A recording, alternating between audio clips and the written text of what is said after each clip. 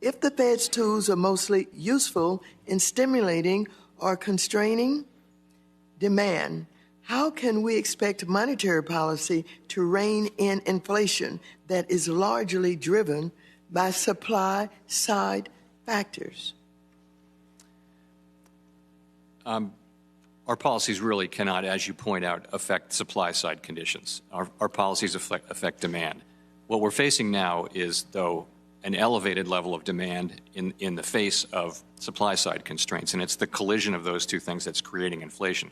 So there is an important job for us to move away from these very highly stimulative monetary policy settings to a more normal level of rates and perhaps tighter at a time when inflation is highly elevated, and that is what the committee plans to do. So it seems clear that the Fed has limited tools to address inflation and that Congress has an important role to play. The Monetary Policy Report notes major shortages in housing supply as a factor in high prices. If Congress were to make investments to alleviate these shortages, do you think this would be helpful in addressing inflation? Major investments in housing supply. So I think housing prices are high for a number of reasons, actually. Difficulty in getting lots, materials, difficulty in finding workers, very high demand. It's been extraordinarily high. So those are many of the features, and also low interest rates have made credit widely available. Mortgage rates are going up. That will probably begin to cool off demand. I wouldn't want to comment on congressional legislation, but I do think there's no doubt a role for Congress. So I suppose I could conclude without having you comment directly on fiscal policy that you agree there are ways to manage inflation outside of monetary policy. It's not only monetary policy, that others have a role to play.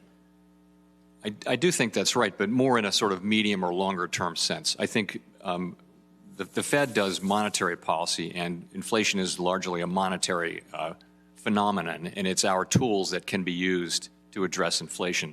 Over time, though, of course, anything that expands the productive capacity of the United States over time would, in principle, make greater potential output and a less constraining economy.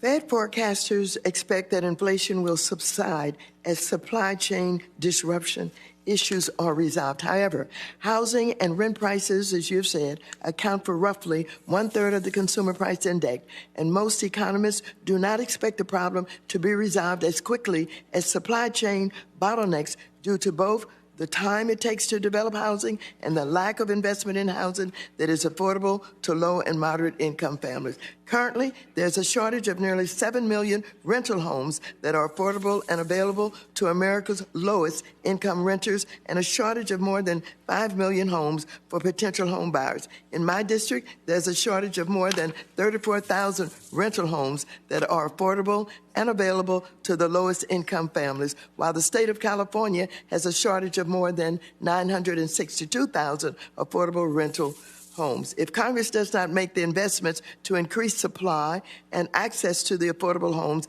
in this country, how concerned are you that the Fed will not be able to contain inflation?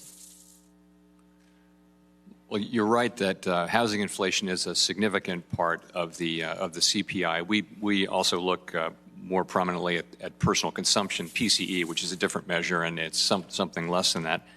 And unlike these temporary supply-side constraints that we see, housing inflation really is much more of an indicator of the tightness of the economy rather than supply-side problems. So it's something we watch carefully, along with wages, frankly, and it is a major contributor to inflation. As I mentioned, higher interest rates housing is a very interest-sensitive sector, and higher interest rates, really interest rates that move back toward a more normal level, should act to cool off the housing market over time.